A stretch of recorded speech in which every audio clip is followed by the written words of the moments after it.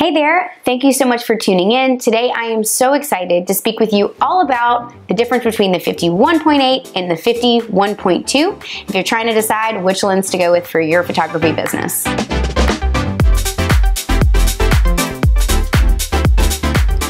My name is Catherine Guidry and I'm a wedding and portrait photographer, and I'm thrilled to speak with you about this gear today. Before we jump in, if you're interested in learning about posing, pricing, or watching us photograph a couple behind the scenes, be sure to visit the link in the description. All right, now let's jump into the content. If you're currently trying to decide between these two lenses, we know that the first thing that you're gonna consider is price. So right now, today, this lens, the 51.2, sells for $2,100, and this lens, the 1.8, sells for $600. So you would think it's a no-brainer, right? We're gonna go with the less expensive lens, but it's not that easy. And also, I don't know that every situation is the same. So this video is designed to help you to figure out which lens you need for your business depending on where you are. So as you can see, this lens is very small and much more lightweight than this one. This lens is about twice as heavy and twice as big as the other. So if you're someone maybe who doesn't want the weight of the gear or doesn't have the room for the gear, maybe you're someone who's trying to kind of keep a low profile, you're doing more photojournalistic type work, then this one's your guy. If weight and size is not an issue, well then the 51.2 it is. This one's going to render better images. The price point, the size, all of the things would sort of inform that yes, this lens will be able to create slightly better images. So let's talk next about another feature that distinguishes the two, autofocus.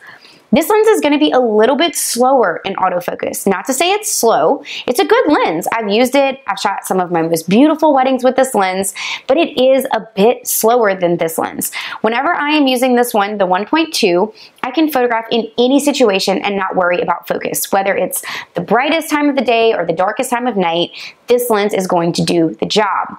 This one, I think, still does allow me a lot more flexibility than what I had before. What I had before was the 24-70 native lens, which is an f2.8 lens. This one being at 1.8, it really does provide a lot of flexibility in terms of ambient light. It is 2 stops higher than this one, but it still gets pretty low and can let you get fairly wide open. 1.8 is a great aperture for a wedding day. So this is a really awesome lens. Whether you're photographing with the 1.8 or the 1.2, I have to say you are in a good place if you're looking for an editorial classic lens. The focal length of the 50 on a full frame camera body like the Z6 II, which you see here, is going to give you a very editorial look. It's true to what your eye sees. When I'm speaking with a photographer who's early on in their business and they're like, what lenses should I get for my wedding photography? I have to say, if you only have the budget for 1 or 2 lenses, please include this one in your kit. This one is a great lens, focal length and the aperture, and I feel like at 50 for family portraits, for the getting ready, for the ceremony, you can really get an accurate depiction of what the day looks like.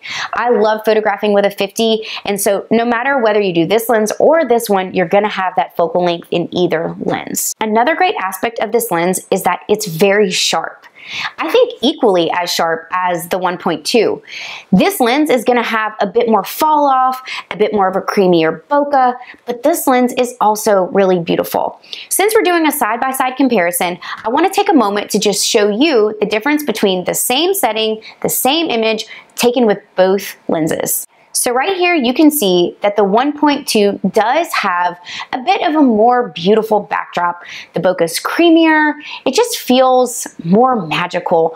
Honestly, the 1.2 is my preference for that reason, but the 1.8 renders beautiful images. Not too long ago, we had the opportunity to photograph a wedding for another couple who's also photographers.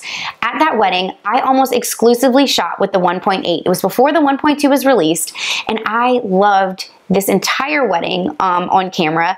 I thought the lens did a great job. At the reception, I barely used my flash. I hope that you enjoyed this video and you were able to get a better grasp on what lens is for you. If you have any questions, feel free to ask. Don't forget to subscribe if you're enjoying these videos. We like to put these out to help photographers just like you. And lastly, if you're interested in learning more about posing, pricing, or watching us photograph a real couple at a wedding day, don't worry, you can do so by clicking the links in the profile below. Thank you so much for joining today and have a wonderful day.